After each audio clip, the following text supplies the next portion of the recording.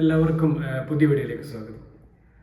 ഞാൻ മുമ്പൊക്കെ പറഞ്ഞതുപോലെ തന്നെ ഞാൻ പല വീഡിയോ ചെയ്യുന്ന സമയത്തും ഞാൻ സംസാരിച്ചിരുന്ന ഒരു കാര്യമാണ് നമ്മുടെ കേരളത്തിൽ പിന്നെ വാർത്താ മാധ്യമങ്ങൾക്കും സോഷ്യൽ മീഡിയക്കും ചർച്ച ചെയ്യാൻ ഓരോ ദിവസവും എന്തെങ്കിലുമൊക്കെ ഇങ്ങനെ കിട്ടിക്കൊണ്ടിരിക്കും.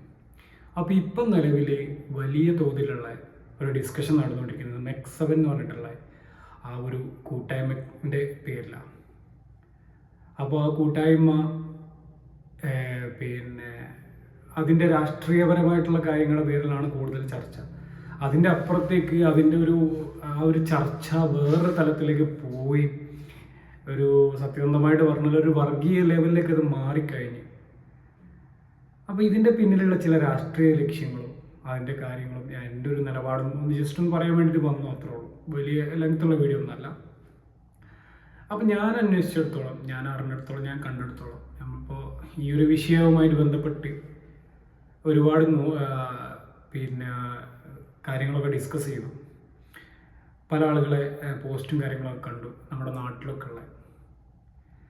അപ്പോൾ ഞാനിപ്പോൾ ഇന്ന് 2-3 പോസ്റ്റുകൾ, പ്രത്യേകിച്ച് ഫേസ്ബുക്ക് അടക്കമുള്ള സോഷ്യൽ മീഡിയയിൽ 2-3 പോസ്റ്റുകൾ കണ്ടു. നമ്മുടെ നാട്ടിലുള്ള ഞാനൊക്കെ അടുത്തറിയുന്ന ആളുകളെ പോസ്റ്റും കാര്യങ്ങളൊക്കെ ആണ്. അപ്പോൾ അതിൽ ഞാൻ കണ്ടൊരു കാഴ്ച എന്ന് പറയുന്നത്, ഇപ്പം നമ്മളെ നാട്ടിലുള്ള കാര്യങ്ങൾ, നമ്മുടെ അങ്ങാടിയിലുള്ള കാര്യങ്ങൾ, നമ്മളായിട്ട് ബന്ധപ്പെട്ട അങ്ങാടിയിലല്ല നമ്മളായിട്ട് ബന്ധപ്പെട്ട ഒരു ഏരിയ ആയിട്ടുള്ള കാര്യങ്ങൾ നമുക്ക് 100% ഉറപ്പോടുകൂടി സംസാരിക്കാൻ പറ്റും. അപ്പം അങ്ങനെ എനിക്ക് കണ്ടപ്പോൾ തോന്നിയൊരു കാര്യം എന്ന് പറയുന്നത്, ഇന്ന് അതിൻ്റെ വീഡിയോ ഞാൻ കണ്ടു. അപ്പം ഞാൻ സ്നേഹിക്കുന്ന, ഞാൻ ഒരുപാട് ഇഷ്ടപ്പെടുന്ന ഒരുപാട് ആളുകൾ, അതിൽ പല ഏജ് ഗ്രൂപ്പിലുള്ള, പ്രത്യേകിച്ച് ഒരു മധ്യവയസ്കരായിട്ടുള്ള, അതിന് മേലോട്ടുള്ള ഒരു 30-40-45 വയസ്സിന് മേളിലുള്ള ആൾക്കാരാണ് കൂടുതലും. ഒരു 35-ന് ശേഷമുള്ള ഏജുകാരൊക്കെ കാണുന്നുണ്ട്.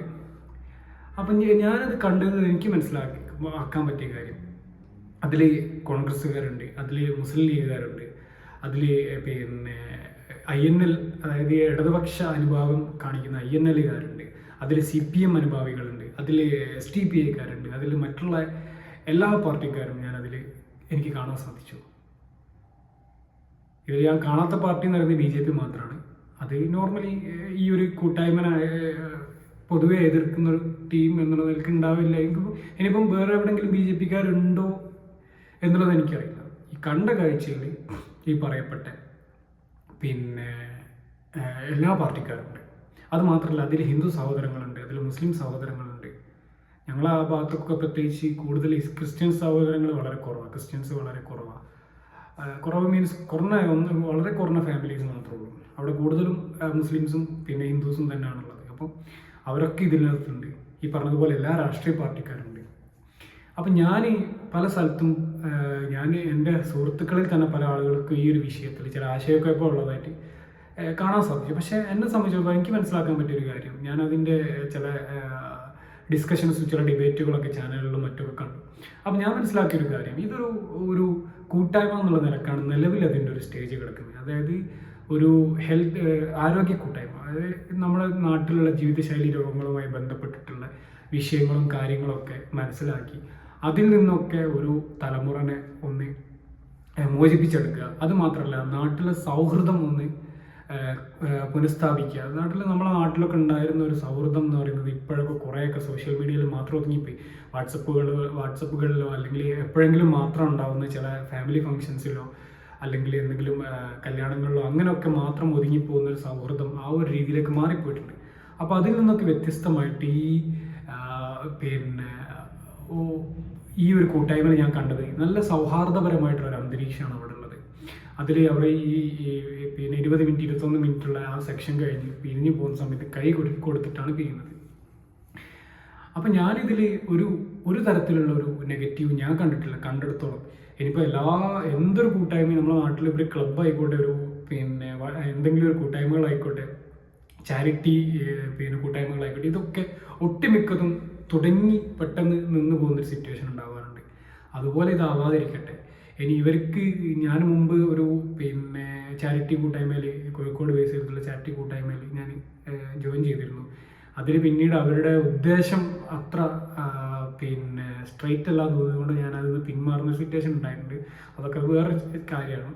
അപ്പോൾ ഉദ്ദേശം നല്ല രീതിയിൽ ഇപ്പോൾ ഉള്ളതുപോലെ തന്നെ സദുദ്ദേശപരമായിട്ട് തന്നെ കാര്യങ്ങൾ മുന്നോട്ട് പോവുകയാണെങ്കിൽ നല്ലൊരു കൂട്ടായ്മയാണ് എന്നാണ് എനിക്ക് പറയാനുള്ളത്. കാരണം നമ്മുടെ നാട്ടിൽ പ്രത്യേകിച്ച് നമ്മുടെയൊക്കെ ഉപ്പമാർക്കും പിന്നെ നമ്മളെക്കാണെങ്കിൽ കുറച്ച് ഏജ്ഡ് ആയിട്ടുള്ള ആളുകൾക്കൊക്കെ ഒരു ഒരു പിന്നെ ഒരു കുറച്ച് സമയം സന്തോഷത്തോടെ ഒരുമിച്ച് കൂടാനും അവരൊന്നിച്ച് നിന്ന് ചെറിയൊരു എക്സസൈസും കാര്യങ്ങളൊക്കെ ചെയ്ത് രാവിലെ തന്നെ ഇറങ്ങി അതിരാവിലെ വന്നിട്ട് അതിൻ്റെ ഭാഗമായിട്ടുള്ള ഹെൽത്ത് പരമായിട്ടുള്ള ശരീരത്തിന് പിന്നെ നല്ല രീതിയിൽ ഗുണം ചെയ്യുന്ന ചില എക്സസൈസുകളും കാര്യങ്ങളും അതിനൊക്കെ അപ്പുറത്തേക്ക് വളരെ മാനസികപരമായിട്ടുള്ള ഒരു റിലീഫ് എന്ന് പറയുന്ന സാധനം ഇതെല്ലാം കിട്ടുന്നൊരു ചെറിയൊരു കൂട്ടായ്മ മാത്രമായിട്ട് ഇനി മെക്സവനെ ഞാൻ കണ്ടത്. ഇതിൻ്റെ ഒരു അപകട വശം അത് തുടക്കമിട്ട പാർട്ടി എന്ന് പറയുന്നത് രാഷ്ട്രീയപരമായി ചിന്തിക്കുന്ന സമയത്ത് CPM തൊടുത്ത് വിട്ടൊരു അമ്പ് എന്ന് പറയുന്നത് വല്ലാത്തൊരു അമ്പെന്ന്. ഈ CPM പാർട്ടിയാണ് ഇതിന് തുടക്കം മുതൽ ഒളിഞ്ഞും തെളിഞ്ഞും അറ്റാക്ക് ചെയ്തിട്ടുള്ളത്. അതിന് BJP പോലും ഇത്ര കണ്ട് ഈ കൂട്ടായ്മയെ അറ്റാക്ക് ചെയ്തിട്ടില്ല. അതുമാത്രമല്ല, സംഘടനാപരമായിട്ട് നോക്കുകയാണെങ്കിൽ AP വിഭാഗമായിരുന്നു ആദ്യം ഇതിനെ എതിർത്ത് മുമ്പോട്ട് വന്നത്. അതൊരു പക്ഷേ അവർക്ക് അതിൻ്റെതായിട്ടുള്ള സംഘടനയുടേതായിട്ടുള്ള ചില കാര്യങ്ങൾ അവരതിൽ ലേഡീസ് പങ്കെടുക്കുന്നതിനെ അതിൻ്റെ ചില മതപരമായിട്ടുള്ള കാര്യങ്ങളാണ് ചോദ്യം ചെയ്തതെന്നാണ് അവർ നൽകിയൊരു വിശദീകരണം. പക്ഷേ ഇതിൽ CPM എന്ന് പറഞ്ഞ പാർട്ടി എടുത്ത സമീപനം വളരെ ഒരു അപകടകരമായിട്ടുള്ളൊരു സമീപനമാണെന്ന് പറയാതെ വയ്യ. കാരണം ആ ഒരൊറ്റ കാര്യം കൊണ്ട് ഇപ്പോൾ ഇത് ദേശീയ മാധ്യമങ്ങളിൽ വരെ ചർച്ച ചെയ്യുന്ന രീതിയിൽ, അതായത് ഇവരെന്താണ് പ്രചരിപ്പിച്ചത്, ജമാഅത്തെ ഇസ്ലാമി SDP അടക്കമുള്ള ആളുകളാണ് ഇതിന് പിന്നെ നേതൃത്വം കൊടുക്കുന്നത്. നമ്മുടെ കോഴിക്കോട് ജില്ലാ സെക്രട്ടറി ആയിട്ടുള്ള P. മോഹനൻ മാസ്റ്റർ, പിന്നെ അദ്ദേഹത്തിനൊക്കെ പറ്റി പറയുകയാണെങ്കിൽ വേറെ പലതും പറയേണ്ടി വരും. ഇത്രത്തോളം വർഗീയത പല തവണകളിലായിട്ട് വർഷിച്ചിട്ടുള്ള ഒരു നേതാവിനെ ഞാൻ കണ്ടിട്ടില്ല. മുമ്പ് ആവിക്കൽത്തോട് മാലിന്യ പ്ലാന്റിനെതിരെ സമരം ചെയ്ത സമയത്ത് ഇതേ മോഹനൻ മാസ്റ്റർ മാധ്യമങ്ങളുടെ മുമ്പിൽ നിന്ന് വന്ന് പറഞ്ഞത് അവിടെ സമരം ചെയ്യുന്നത് എല്ലാ വർഗീയ തീവ്രവാദികളും പിന്നെ ജമാഅത്തെ ഇസ്ലാമിക്കാരും SDPക്കാരുമാണ്. അങ്ങനെയൊക്കെ ഒരു സമരത്തെ അടിച്ചാക്ഷേപിക്കുന്ന അതിലൊരു വിഭാഗത്തിന് പ്രാധാന്യം കൂടുതലുണ്ടെന്ന് കരുതി ആ ഒരു സമരത്തിന് സർക്കാരിനെതിരെ അല്ലെങ്കിൽ കോർപ്പറേഷനെതിരെയുള്ള ഒരു സമരമാണെന്ന് വിചാരിച്ചിട്ട് അതിന് വേറെ രീതിയിൽ വർഗീയവൽക്കരിക്കുക. ഇപ്പോൾ ഈ മെക്സവൻ കൂട്ടായ്മന് അതിൻ്റെ തലപ്പത്തുള്ളതൊക്കെ SDPക്കാർ ജമാഅത്തുകാരാണെന്ന് പറയാം. ഇങ്ങനെ തുടങ്ങിയിട്ട് ഇവർ തുടങ്ങി വെച്ചൊരു വർഗീയ പ്രചരണം പിന്നീട് അവർക്ക് ഒരു പക്ഷേ നിലവിൽ, ഞാൻ മുമ്പും പല വീഡിയോസിലും ഞാൻ പറഞ്ഞതാണ്, നിലവിലെ സാഹചര്യത്തിൽ ഒരു പക്ഷേ എന്തെങ്കിലും ഒരു രാഷ്ട്രീയ ലാഭം ഉണ്ടാവുമെന്ന് ഞാൻ പറഞ്ഞില്ല. കേരളത്തിലെ മതനിരപേക്ഷ സമൂഹത്തിന് മുമ്പിൽ ഇത്തരം ഒരു വർഗീയ ആരോപണങ്ങൾ വില പോകില്ല എന്നുള്ളത് പലതവണ ഈ അടുത്തുണ്ടായ ഇലക്ഷൻ റിസൾട്ടിൽ വരെ തെളിഞ്ഞ കാര്യം. അപ്പോൾ ഇതുകൊണ്ട് നിലവിൽ എന്തെങ്കിലും ലാഭം അവർ പ്രതീക്ഷിക്കുന്നുണ്ടെങ്കിലും കൂടെ അത് മുന്നോട്ട് വലിയ രീതിയിലുള്ള നഷ്ടം അല്ലെങ്കിൽ നമ്മുടെ സമൂഹത്തിനൊരു വർഗീയ വേർതിരിവിലേക്ക് കൊണ്ടെത്തിക്കുന്ന രീതിയിലേക്കാണ് അത് പോകാൻ പോകുന്നത്. ഇതൊന്നും ചിന്തിക്കാതെ എന്തൊക്കെയോ വിളിച്ചു കയറി മൈക്ക് കാണുമ്പോൾ എന്താ പറയുന്നതെന്ന് പോലും അറിയാതെ വിളിച്ച് പറഞ്ഞിട്ട് അതിൻ്റെ പിന്നിലുള്ള വലിയ പിന്നെ അവർ ആ കൂട്ടായ്മയിലുള്ള ആളുകൾ ചിന്തിക്കുക പോലും ചെയ്യാത്ത കാര്യങ്ങൾ വിളിച്ച് പറഞ്ഞിട്ട് ഇതിന് ഒരു അനാവശ്യമായിട്ടുള്ള രാഷ്ട്രീയ നിറം കൊടുത്ത് ഇതിപ്പം നിലവിൽ ദേശീയ മാധ്യമങ്ങളിലൊക്കെ ചർച്ച ചെയ്യുന്നത് ഈ നിരോധിച്ച പിന്നെ സംഘടനയുടെ പുതിയ രൂപമാണ് എന്ന് പറഞ്ഞിട്ടാണ് ഇവർ പ്രചരിപ്പിക്കുന്നത്. ഇതിൻ്റെ കൂട്ടായ്മൻ്റെ പിന്നിലുള്ള ലക്ഷ്യം വേറെയാണ്, ഇതാണ് പറഞ്ഞിട്ട് അതിന് വേണ്ട ഒരു വർഗീയ നിറം കൊടുത്ത് അതിന് വേണ്ട എരിവും പുളിയും ചേർത്തിട്ട് നല്ല രീതിയിൽ അത് പ്രചരിപ്പിക്കുന്നുണ്ട്. ഇതിനൊക്കെ വഴിയൊരുക്കിയത് ഈ CPM നടത്തുന്ന ഇത്തരം പ്രചരണങ്ങളാണെന്നുള്ളത് പറയാതെ വയ്യ. എന്തിനാണ് ഇത്തരം ഒരു നല്ല കൂട്ടായ്മയിലൊക്കെ ഇങ്ങനെ ഒരു പ്രചരണം കാണുന്നത്? ഞാൻ പറഞ്ഞത് എൻ്റെ നാട്ടിലുള്ള കൂട്ടായ്മയെ പറ്റി എനിക്ക് ആധികാരികമായിട്ട് സംസാരിക്കാൻ പറ്റും. അതിലൊക്കെ എല്ലാ വിഭാഗത്തിലുള്ള, എല്ലാ പാർട്ടിയിലുള്ള, എല്ലാ മതത്തിലുള്ള ആളുകളുണ്ട്. നമ്മളിത് കണ്ണുകൊണ്ട് കാണുന്ന കാര്യമാണ്. ഈ ഒരു സാധനത്തിനാണ് ഇവർ ഇത്രത്തോളം വർഗീയവൽക്കരിച്ച് അതിൻ്റെ പിന്നിലുള്ള ജമാഅത്തെ ഇസ്ലാമി സുഡാപ്പികളോ ആണെന്നുള്ള രീതിയിലേക്ക് കാര്യങ്ങൾ എത്തിച്ചത്. ഇപ്പം എന്താണ് അതിൻ്റെ ഫലം? NIA അന്വേഷിക്കാൻ പോകുന്നത്. NIA അന്വേഷിച്ചാൽ ഒന്നും കിട്ടാനില്ല. പക്ഷേ ഈ NIA അന്വേഷണവും മറ്റുള്ള കാര്യങ്ങളൊക്കെ കേരളത്തിന് പുറത്തുള്ള മാധ്യമങ്ങളിലേക്ക് വലിയ ഡിസ്കഷനാവും. അവരതിന് വേറൊരു നിറാണ് കൊടുക്കുക. മുമ്പ് പിന്നെ നമ്മുടെ രാഹുൽ ഗാന്ധിൻ്റെ വയനാട്ടിലെ റാലിയിൽ മുസ്ലിം ലീഗിൻ്റെ പതാക വീശിയതും പാകിസ്ഥാൻ്റെ പതാക എന്ന് പ്രചരിപ്പിച്ച ആൾക്കാരാണ് ഈ മാധ്യമങ്ങൾ. പിന്നെ കേന്ദ്ര സർക്കാരിൻ്റെ എച്ചിൽ നിന്ന് ലഭിക്കുന്ന മാധ്യമങ്ങൾ. അവർക്ക് ഇതുപോലെ ചില വർഗീയ ചുവയുള്ള കാര്യങ്ങൾ കിട്ടിക്കഴിഞ്ഞാൽ അവർ നല്ല രീതിയിൽ പ്രചരിപ്പിക്കും. നമ്മുടെ ഈ പിന്നെ കേരള സ്റ്റോറി എന്ന് പറഞ്ഞ പടം കേരളത്തിൽ അട്ടർ ഫ്ലോപ്പാണ്. ആകെ 10 ലക്ഷം 20 ലക്ഷം എങ്ങാനും കളക്ഷൻ കിട്ടിയ വളരെ ഫ്ലോപ്പായിട്ടുള്ളൊരു പടം. ആ പടത്തിൽ പറയുന്ന കാര്യങ്ങളൊക്കെ ഫേക്കാന്ന് പറഞ്ഞിട്ടും അത് നല്ല രീതിയിൽ വിജയിച്ചത് കേരളത്തിന് പുറത്തും ഉത്തരേന്ത്യൻ സംസ്ഥാനങ്ങളിലും അത് നല്ല രീതിയിൽ ഡിസ്കസ് ചെയ്തത് ഇത്തരം ഉത്തരേന്ത്യൻ മാധ്യമങ്ങളും ഇത്തരം BJP അനുകൂല RSS അനുകൂല മാധ്യമങ്ങളുമാണ്. ഇതുപോലുള്ള ഓരോ കാര്യങ്ങളും എന്ത് കാര്യങ്ങൾ എടുത്തു കഴിഞ്ഞാലും കേരളത്തിൽ ഉണ്ടാകുന്ന ചെറിയ ചെറിയ കാര്യങ്ങളൊക്കെ പർവ്വതീകരിച്ച് അതിൻ്റെ പിന്നിലുള്ള രാഷ്ട്രീയ ലക്ഷ്യത്തിനപ്പുറത്തേക്ക് അതിൻ്റെ പിന്നിലുള്ള വർഗീയ വേർതിരിവിനെ പർവ്വതീകരിച്ച് കാണിക്കാൻ ഒരു വലിയ സമൂഹം കാത്തിരിക്കുന്നതാണ് ഇത്തരം പ്രസ്താവനകൾ നടത്തുന്നത്. വളരെ ഒരു ഖേദകരമായിട്ടുള്ള കാര്യം. പ്രത്യേകിച്ച് മതേതര പാർട്ടി എന്ന് അവകാശപ്പെടുന്ന CPM നിന്ന് ഇത്തരം ഒരു സമീപനം വരുന്നത് വളരെ ദുഃഖകരമായിട്ടുള്ളൊരു കാര്യം. നമ്മുടെ RSSനെ സംബന്ധിച്ചിടത്തോളം അല്ലെങ്കിൽ STPനെ സംബന്ധിച്ചിടത്തോളം അവരുടെ നിലപാടുകൾ കൃത്യമായിട്ടും വളരെ തീവ്ര നിലപാടുകളാണെന്നും വർഗീയപരമായിട്ടുള്ളതെന്നും നമുക്കൊക്കെ കൃത്യമായിട്ട് അറിയാം. കാരണം അവർ കൂടുതലും സംസാരിക്കുക അത്തരം വർഗീയ നിലപാടുകളാണ്, അത്തരം മതപരമായിട്ടുള്ള നിലപാടുകളാണ്. അവരിൽ നിന്ന് കൂടുതൽ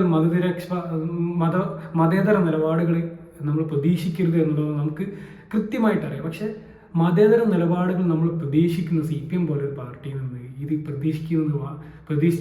ഇത് സംഭവിച്ചത് വലിയൊരു തെറ്റ് തന്നെയാണെന്നുള്ളത് മനസ്സിലാക്കണം. അവരിപ്പോൾ തിരുത്തി എന്നാൽ പോലും ആ തിരുത്തുന്ന ആ ഒരു സമയം കൊണ്ട് തന്നെ തിരുത്തുന്നതിൻ്റെ ഇടയിലുള്ള ഇത്തരം കുറഞ്ഞ സമയത്ത് തന്നെ ഇത് വലിയ രീതിയിൽ ഡിസ്കഷൻ ആവുകയും RSS സൈബർ ഇടങ്ങൾ RSSനെ സപ്പോർട്ട് ചെയ്യുന്ന മാധ്യമങ്ങളൊക്കെ ഇത് വലിയ വാർത്തയായിട്ട് ആഘോഷിക്കുകയും ഇത് ഒരു വർഗീയ ധ്രുവീകരണത്തിന് ഭാഗമായി തുടക്കമിട്ട ഒരു സംഗതിയാണ് പറഞ്ഞ് പ്രചരിപ്പിക്കുകയും ചെയ്തു കഴിഞ്ഞു.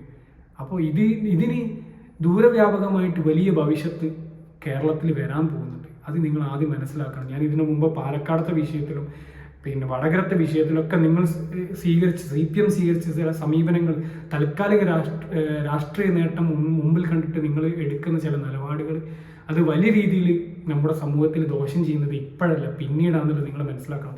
നിങ്ങൾ നെല്ല് പാകുന്നത് പോലെ ചെറിയ ചെറിയ രീതിയിലിടുന്ന ഇത്തരം ചില വർഗീയ വിത്തുകളാണ് പിന്നീട് അത് വലിയൊരു നെൽപ്പാടം പോലെ വലിയ രീതിയിൽ അത് പ്രചരിക്കുന്നത്. നിങ്ങൾ ആദ്യം മനസ്സിലാക്കണം. അത് മനസ്സിലാക്കാനുള്ള സാമാന്യ ബുദ്ധി ഇല്ലാത്തത് കൊണ്ടല്ല നിങ്ങളിത് ചെയ്യുന്നതെന്ന് നമുക്കറിയാം. ഇപ്പോൾ നമ്മളെ ഒരു സാധാരണ മലയാളിക്ക് ചിന്തിച്ചാൽ മനസ്സിലാകുന്ന കാര്യം എന്ന് പറയുന്നത് താൽക്കാലിക രാഷ്ട്രീയ നേട്ടത്തിന് വേണ്ടിയിട്ട് നിങ്ങൾ ചെയ്യുന്ന ഇത്തരം ജൽപ്പനങ്ങൾ ഇത്തരം പരിപാടികൾ നമ്മുടെ കേരളത്തിനും നമ്മുടെ സമൂഹത്തിനും ഉണ്ടാകുന്നത് വലിയ ദോഷമാണെന്നുള്ളത് നമുക്കെല്ലാവർക്കും മനസ്സിലാവുന്ന കാര്യമാണ്. ഒരു സാമാന്യ ബുദ്ധിയുള്ള എല്ലാവർക്കും അറിയുന്ന കാര്യം. എന്നിട്ടും ഇത്രത്തോളം വലിയ നേതാക്കളാണെന്ന് സ്വയം അവകാശപ്പെടുന്ന നിങ്ങളൊക്കെ ഇത്തരം പ്രസ്താവനകൾ നടത്തുന്നത് വളരെ ഖേദകരമാണെന്ന് പറയാതെ വയ്യ. അപ്പോൾ ഇനിയെങ്കിലും ഇത്തരം കാര്യങ്ങളിൽ നിങ്ങൾക്ക് അന്വേഷണം നടത്താനുള്ള ഏജൻസികൾ നിങ്ങളെ കയ്യിലില്ലേ? നിങ്ങളല്ലേ ഭരിക്കുന്നത്. അന്വേഷണം നടത്തിയിട്ട് അതിലെന്തെങ്കിലും സത്യം ഉണ്ടെങ്കിൽ അത് പുറത്ത് കൊണ്ടുവന്നതിന് ശേഷം ഇത്തരം തൊട്ടാൽ പോകുന്ന ആരോപണങ്ങൾ ഉന്നയിക്കാം. അതല്ലേ വേണ്ടത്. അതല്ലെങ്കിൽ ഇത്തരം ഒരു ആരോപണം ഉന്നയിക്കുന്ന സമയത്ത് അതിന് തക്കതായ തെളിവുകൾ വെക്കുക. എന്തോ ഒരു വായു എടുത്തൊരു സാധനം കൊണ്ട് എടുത്തിടുക, അത് വലിയ വിവാദമാകുമ്പോൾ അതിന് യൂട്ടേൺ അടിക്കുക. ഈ പരിപാടി നിങ്ങൾ നിർത്തണം. നിങ്ങൾക്ക് എന്തെങ്കിലും സംശയങ്ങളുണ്ടെങ്കിൽ അത് പിന്നെ സംശയങ്ങൾ മാറ്റാൻ വേണ്ടിയിട്ടുള്ള എല്ലാ സംവിധാനങ്ങളും നിങ്ങളുടെ കയ്യിലുണ്ട്. സൈബർ സെല്ല് നിങ്ങളുടെ കയ്യിലാണ്, കേരള പോലീസ് നിങ്ങളുടെ കയ്യിലാണ്, മറ്റുള്ള ക്രൈംബ്രാഞ്ച് അടക്കമുള്ള അന്വേഷണ സംഘം നിങ്ങളുടെ കയ്യിലാണ്. ഇനി അവരൊന്നും പോരെങ്കിൽ CBI അന്വേഷണം പ്രഖ്യാപിക്കാനുള്ള റൈറ്റ്സും സർക്കാരിനുണ്ട്. അപ്പോൾ ഇത്തരം എല്ലാ റൈറ്റ്സും നിങ്ങളുടെ കയ്യിലുള്ള സമയത്ത് ഇത്തരം പൊള്ളയായിട്ടുള്ള ആരോപണങ്ങൾ താൽക്കാലിക രാഷ്ട്രീയ നേട്ടത്തിനുള്ള ആരോപണങ്ങൾ ഉന്നയിക്കുന്ന സമയത്ത് അതിൻ്റെ ദൂരവ്യാപകമായിട്ടുള്ള പ്രശ്നങ്ങൾ മനസ്സിലാക്കി മാത്രം പറയാം. അല്ലാതെ ഇങ്ങനെ ആവശ്യമില്ലാത്ത ആരോപണങ്ങൾ ഉന്നയിച്ച് വെറുതെ ഒരു നല്ല രീതിയിൽ പോകുന്നൊരു കൂട്ടായ്മനെ നശിപ്പിച്ചിട്ട് നമ്മുടെ നാട്ടിലുള്ള ആളുകൾക്കൊരു ചെറിയൊരു ടൈം പാസും അവർക്ക് ചെറിയൊരു സന്തോഷവും അവരൊരു കൂട്ടായ്മയിലൊരു സൗഹൃദവും കാര്യങ്ങളൊക്കെ അത് കുറച്ചും കൂടി വിപുലമാകട്ടെ. അതല്ല വേണ്ടത്. അതിന് വേണ്ട സഹായങ്ങൾ ചെയ്തു കൊടുക്കുക, അതാണ് വേണ്ടത്. ഇത് ചെയ്യുന്ന നല്ല കാര്യം നിങ്ങൾ മനസ്സിലായിട്ടുണ്ടെങ്കിൽ അതിന് വേണ്ട സഹായങ്ങൾ ചെയ്തു കൊടുത്ത് അതിന് വേണ്ട ഭരണതലത്തിലുള്ള സഹായങ്ങൾ ചെയ്തു കൊടുത്ത് അതിന് നല്ല രീതിയിൽ പ്രോത്സാഹനം കൊടുക്കുക ശരിക്കും വേണ്ടത്. അപ്പം ഞാൻ മനസ്സിലാക്കിയെടുത്തോളം ഈ Next7 കൂട്ടായ്മ എന്ന് പറയുന്നത് അതിൽ വലിയൊരു അപകടമൊന്നും ഞാൻ കണ്ടിട്ടില്ല എന്ന് മാത്രമല്ല ഞാൻ മനസ്സിലാക്കിയെടുത്തോളം. ഞാൻ പറഞ്ഞത് എനിക്ക് ആധികാരികമായിട്ട് പറയാൻ പറ്റും നമ്മുടെ നാട്ടിലുള്ള കൂട്ടായ്മനെ പറ്റിയ അതിൽ ഞാൻ കണ്ടൊരു കാഴ്ച ഇതാണ്. എല്ലാ മതസ്ഥരും എല്ലാ രാഷ്ട്രീയക്കാരും എല്ലാവരും ഒരുപോലെ എല്ലാ പ്രായക്കാരും നല്ല പ്രായമുള്ള ആളുകൾ കുറച്ച് മിഡിൽ ഏജ് ആയിട്ടുള്ള ആൾക്കാർ എല്ലാവരും ഒരുപോലെ പങ്കെടുക്കുന്ന നല്ലൊരു കൂട്ടായ്മയായിട്ട് എനിക്ക് ഇതിനെ തോന്നിയത്. അപ്പോൾ ഇത്രയും ചെറിയൊരു കാര്യം പറയാൻ വേണ്ടിയാണ് ഞാൻ വന്നത്. കുറച്ച് ലെങ്ത് ആയിപ്പോയി, എന്നാലും കൂടെ പറയാതിരിക്കാൻ വയ്യാൻ തോന്നിയതുകൊണ്ട് പറഞ്ഞതാണ്. അപ്പോൾ വീണ്ടും കാണാൻ ശ്രമിക്കാം. Thank you for watching. Have A nice day.